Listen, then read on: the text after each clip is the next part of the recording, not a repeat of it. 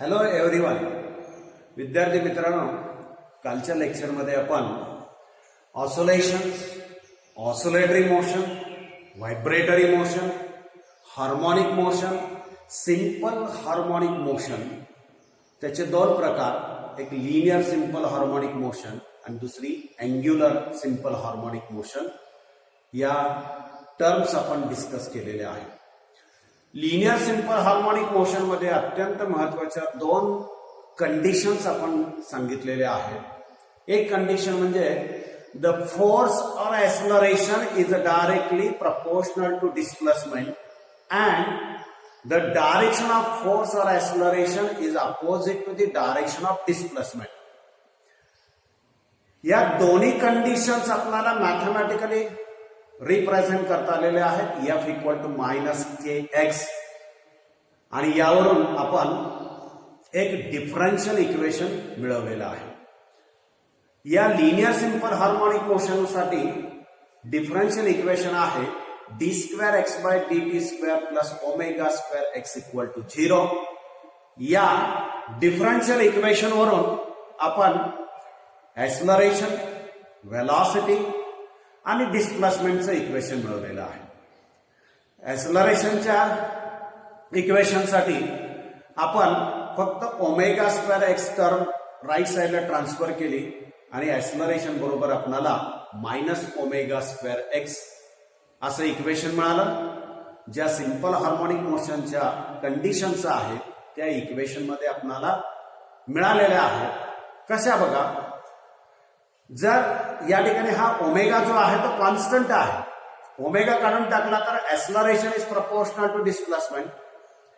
Equation मध्ये a equal to minus omega square x, minus sine indicates that the direction of acceleration is opposite to the direction of displacement. यावरून आपण integral कॅल्क्युलसचा वापर केलेला आहे, integration मेथडचा वापर केलेला आहे आणि आपण वेलॉसिटीचं इक्वेशन फाइंड आउट केलेलं आहे.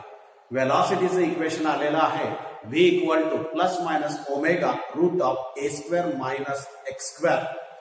त्याचबरोबर पुन्हा वेलॉसिटीच्या इक्वेशनवरून इंटिग्रेशन मेथड प्रमाणे, इंटिग्रल कॅल्क्युलस प्रमाणे आपण डिस्प्लेसमेंटचं इक्वेशन डिराईव्ह केलेलं आहे.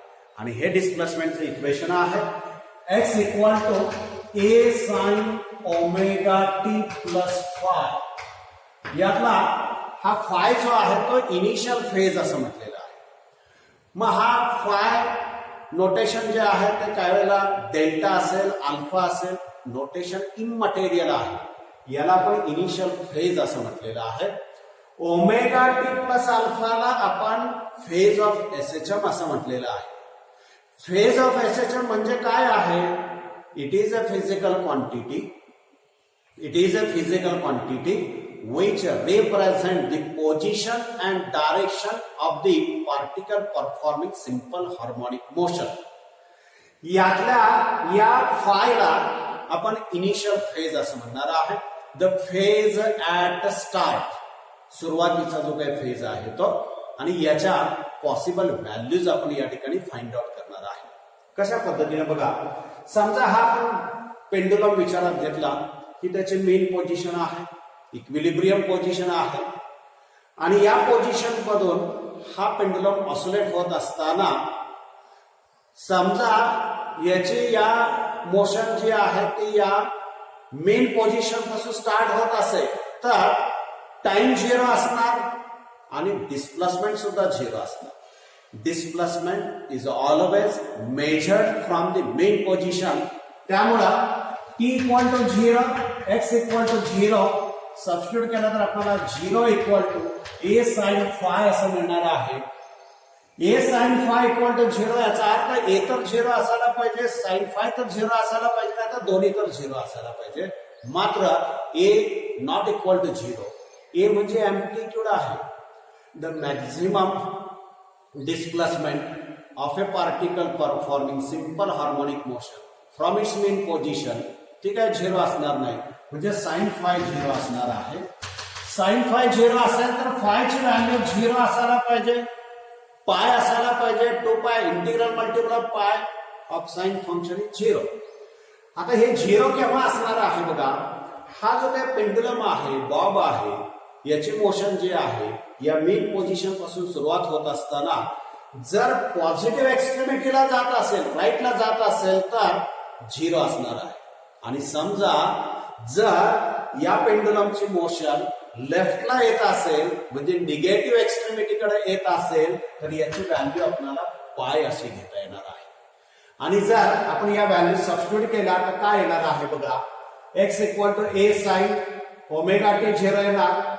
या फायची व्हॅल्यू 0 आहे म्हणजे आपल्याला x इक्वल टू काय मिळणार आहे बघा, a साइन 0 किंवा फायची व्हॅल्यू पाय सबस्टिट्यूट केले तरी पण x इक्वल टू आपल्याला 0 मिळणार आहे. म्हणजे त्याची मेन पोझिशन आहे.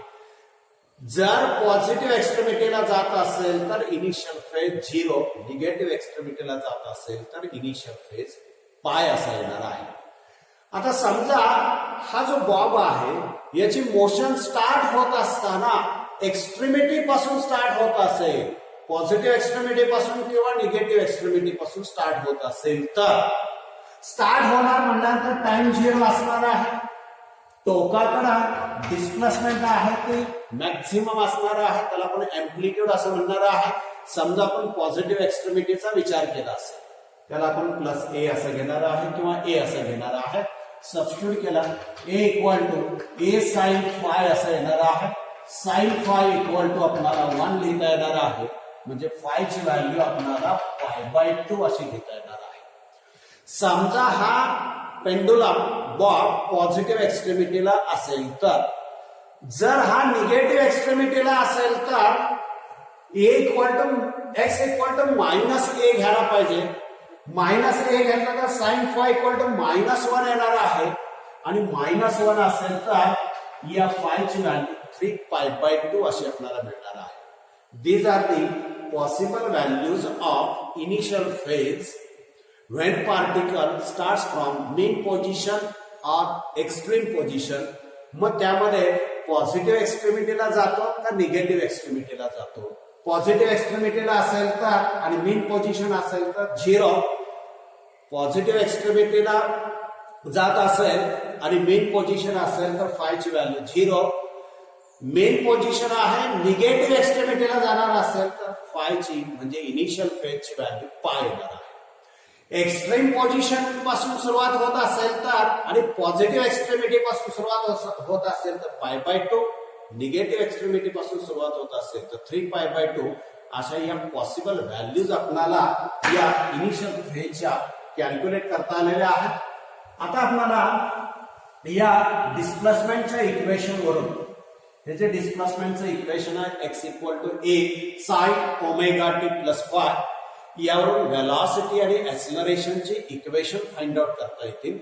कशा पद्धतीने बघा, आपण आता डिफरन्शियल कॅल्क्युलस डेरिव्हेटिव्हचा वापर करणार आहे.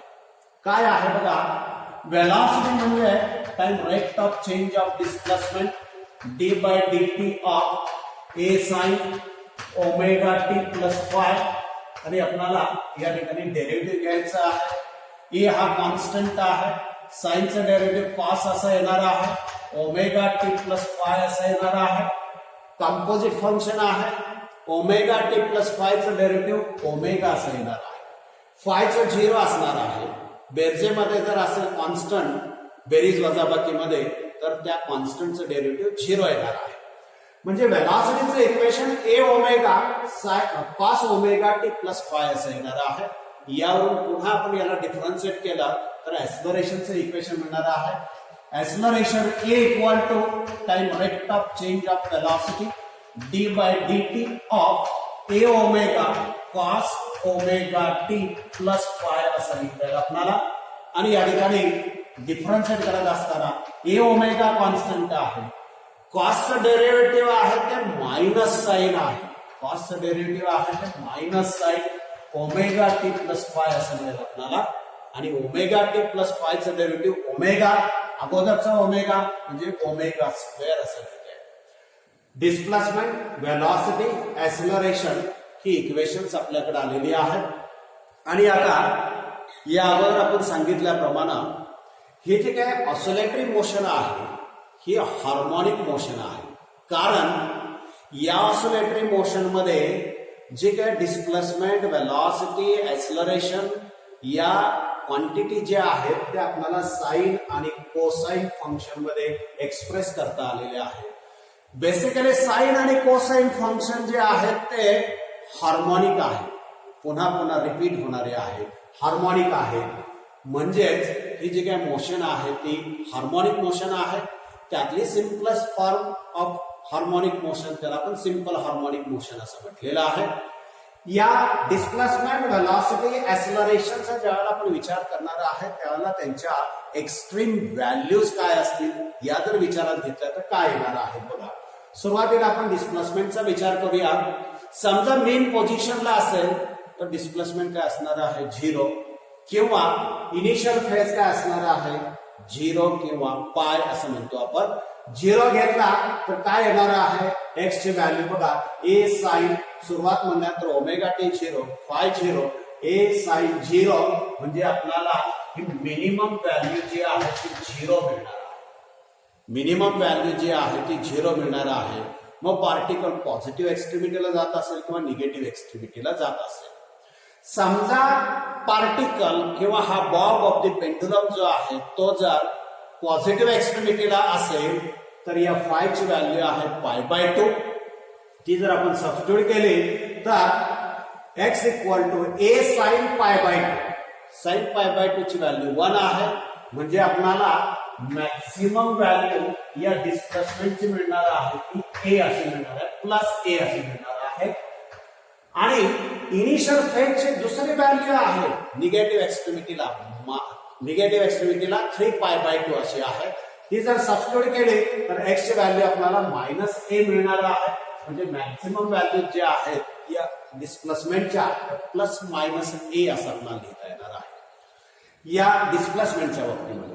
वेलॉसिटीच्या बाबतीमध्ये बघा, वेलॉसिटी ज्याला आपण मेन पोझिशनचा विचार करणार आहे, मेन पोझिशनचा विचार करणार आहे त्याला वेलॉसिटी जी आहे ती 0 असणार आहे. वेलॉसिटी जी आहे ती मॅक्सिमम असणार आहे. आणि टोकाकडे जात असताना वेलॉसिटी जी आहे ती काय होणार आहे कमी कमी कमी कमी आणि टोकाला 0 होणार आहे. एक्स्ट्रीमिटीला पॉझिटिव्ह और निगेटिव्ह एक्स्ट्रीमिटीला वेलॉसिटी जी आहे ती 0 असणार आहे. आपण फायची व्हॅल्यू जर मेन पोझिशनचा विचार केला 0 घेतली तर काय येणार आहे बघा v equal to a omega cos 0. cos 0 ची व्हॅल्यू आहे ती काय आहे 1 आहे. त्यामुळं या मेन पोझिशनला म्हणजे जिथं डिस्प्लेसमेंट 0 आहे त्या ठिकाणी, ज्या ठिकाणी डिस्प्लेसमेंट 0 आहे त्या ठिकाणी आपल्याला या वेलॉसिटीची व्हॅल्यू जी आहे त्या मिळणार आहे, मॅक्सिमम मिळणार आहे a ओमेगा ची मिळणार आहे x इक्वल टू 0 असताना. आणि आता समजा आपण या ठिकाणी एक्स्ट्रीमिटीचा विचार केला, मग याच्यामध्ये ही व्हॅल्यू जी आहे ती आपल्याला प्लस मायनस a ओमेगा असं लिहिता येणार आहे.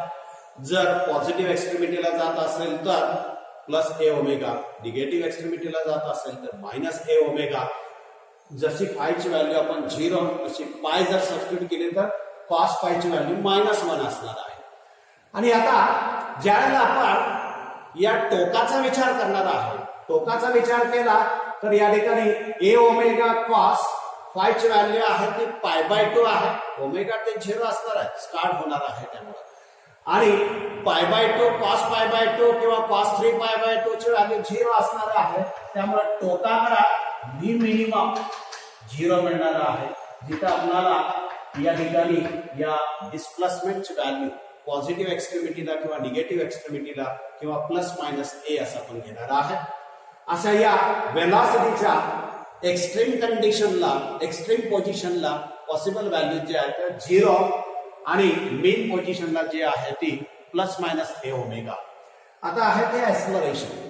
एक्सलरेशनला सुद्धा एक्स्ट्रीम पोझिशनच्या व्हॅल्यू ज्या आहेत त्या विचारात घ्यायच्या आहेत. मेन पोझिशनचा विचार केला, मेन पोझिशनचा विचार केला तर फाय इक्वल टू 0 असणार आहे, पाय असणार आहे. साईनची व्हॅल्यू 0 पाय 2 पाय साठी 0 येणार आहे.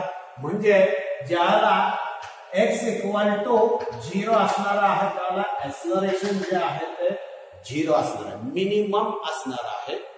आणि आता समजा आपण पॉझिटिव्ह एक्स्ट्रीमिटी किंवा निगेटिव्ह एक्स्ट्रीमिटीचा विचार केला म्हणजे x equal to plus minus a चा विचार केला पॉझिटिव्ह एक्स्ट्रीमिटी किंवा निगेटिव्ह एक्स्ट्रीमिटी तर एक्सलरेशनची व्हॅल्यू जी आहे ती आपल्याला मायनस प्लस ओमेगा स्क्वेअर ए अशी मिळणार आहे.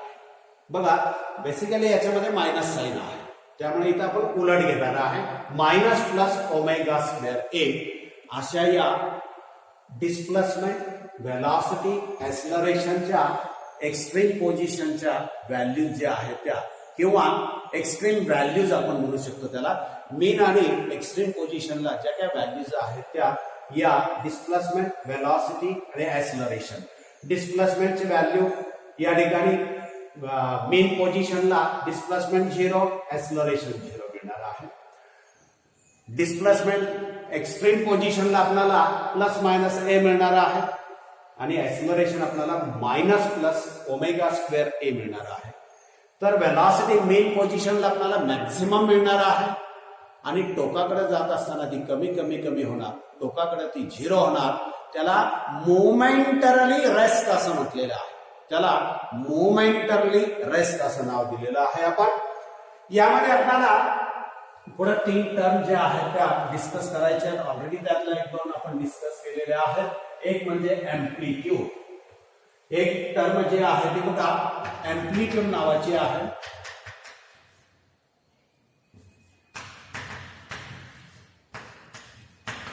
दुसरी आहे ती पिरियड नावाची आहे आणि तिसरी फ्रिक्वेन्सी आहे.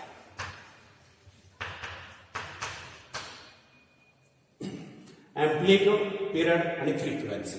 एम्प्लिट्यूड आपण सांगितलेलं आहे the maximum displacement of A particle performing simple harmonic motion from its main position त्याला आपण नाव दिलेलं आहे एम्प्लिट्यूड.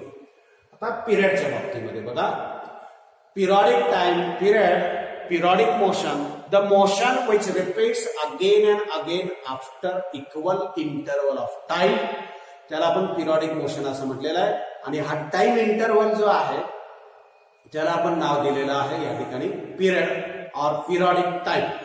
आपल्याला माहिती आहे की डिस्प्लेसमेंटचं इक्वेशन जे आहे ते a sine omega t plus phi असं आहे. टी या टाइमला डिस्प्लेसमेंट आहे टी या टाइमला एक्स ही डिस्प्लेसमेंट आहे.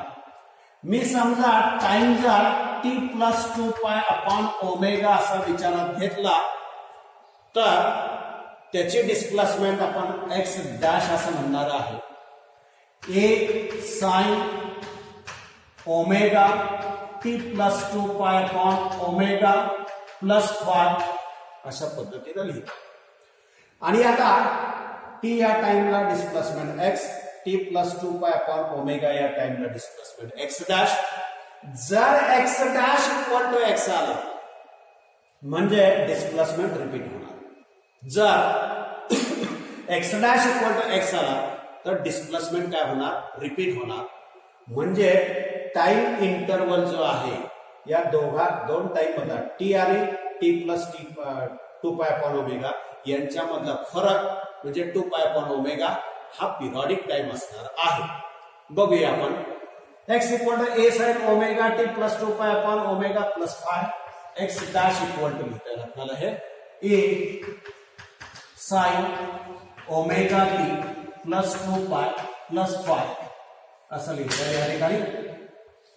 त्याचबरोबर x dash equal to a sine omega t plus 5 plus 2 pi sine of 2 pi plus theta is sine theta. पहिल्याच क्वाड्रंट मध्ये असल्यामुळे पॉझिटिव्ह पहिल्याच क्वाड्रंट मध्ये असल्यामुळे positive sign of 2 pi plus theta is sine theta. पहिल्याच quadrant मध्ये असल्यामुळे positive म्हणजे काय मिळणार आहे बघा ए साइन ओमेगा टी प्लस 5 हे डिस्प्लेसमेंटचं पहिलं इक्वेशन हे डिस्प्लेसमेंटचं दुसरं इक्वेशन. काय फरक आहे बघा या दोन इक्वेशन मध्ये काहीही फरक नाही. म्हणजे टी आणि T plus 2 pi upon omega या दोन्ही टाइमला डिस्प्लेसमेंट सारखीच आहे म्हणजे रिपीट झालेली आहे. म्हणजे यांच्यामधला फरक टी आणि T plus 2 pi upon omega यांच्यामधला फरक म्हणजे पिरियडिक टाइम असणार 2 पाय अपॉन ओमेगा. या सिंपल हार्मोनिक मोशन मध्ये असणाऱ्या पार्टिकलचा पिरियडिक टाइम आपल्याला लिहिता येणार आहे T equal to 2 pi upon omega. Periodic motion which repeats again and again after equal interval of time. Time interval आहे 2 पाय अपॉन ओमेगा. या interval नंतर डिस्प्लेसमेंट, वेलॉसिटी, एक्सेलरेशन या सगळ्याच क्वांटिटी रिपीट होणार आहे. त्यातली आपण डिस्प्लेसमेंट या ठिकाणी दाखवलेली आहे. ओमेगा बद्दल आपल्याकडे इक्वेशन आहे रूट के बाय एम असं इक्वेशन लिहिता येईल आपल्याला t equal to 2 pi upon root of k by m. आपल्याकडे दोन इक्वेशन्स आहे बघा. F equal to magnitude form मध्ये के एक्स आहे आणि न्यूटनच्या नियमाप्रमाणे मास इंटू एक्सेलरेशन आहे. जर आपण रिराइट केला k by m equal to a by x. A म्हणजे एक्सेलरेशन, एक्स म्हणजे डिस्प्लेसमेंट. ए म्हणजे एक्सेलरेशन, एक्स म्हणजे डिस्प्लेसमेंट. याच्यावरून आपल्याला काय लिहिता येईल बघा या ठिकाणी ए बाय एक्स म्हणजे एक्सेलरेशन पर युनिट डिस्प्लेसमेंट आणि आपल्याला तीच इक्वेशन लिहिता येईल 2 pi upon root of a by x आलेला आहे. के बाय एम च्या ऐवजी ए बाय एक्स असं येणार आहे आणि ए बाय एक्स चा अर्थ आहे acceleration per unit displacement.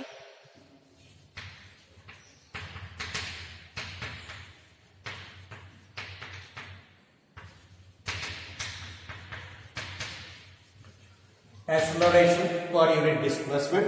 Periodic टाइमचे हे इक्वेशन आहे. हे दुसरं इक्वेशन आपल्याला मिळणार आहे या ठिकाणी T equal to 2 pi upon root of k by m असं आहे. त्याला जर रिराइट केला तर t equal to root of 2 pi root of k by m by k असं त्याला आपल्याला उलट होणार आहे. T equal to 2 pi root of M by K.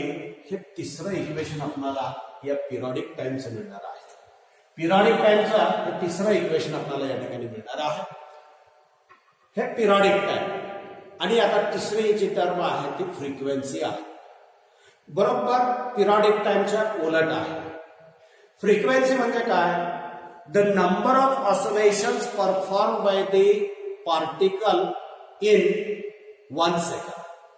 Simple harmonic motion मध्ये असणाऱ्या पार्टिकलच्या एका सेकंदामधल्या ऑसिलेशन, एका सेकंदामधल्या व्हायब्रेशन्स म्हणजे या ठिकाणी आपणाला फ्रिक्वेन्सी असं म्हणता येणार आहे. आणि पिरियडिक टाइम म्हणजे काय? एका ऑसिलेशनला लागणारा वेळ म्हणजे पिरियडिक टाइम. म्हणजे पिरियडिक टाइम आणि फ्रिक्वेन्सी एकमेकाच्या बरोबर उलट आहे, रेसिप्रोकल्स आहे. म्हणजे एन इक्वल टू 1/t असं लिहिता येणार आहे. म्हणून फ्रिक्वेन्सीचं equation 1/2 pi root of k by m असं लिहिता येईल आपल्याला. हे फ्रिक्वेन्सीचं इक्वेशन या ठिकाणी आपल्याला एक्सप्रेस करता येणार आहे.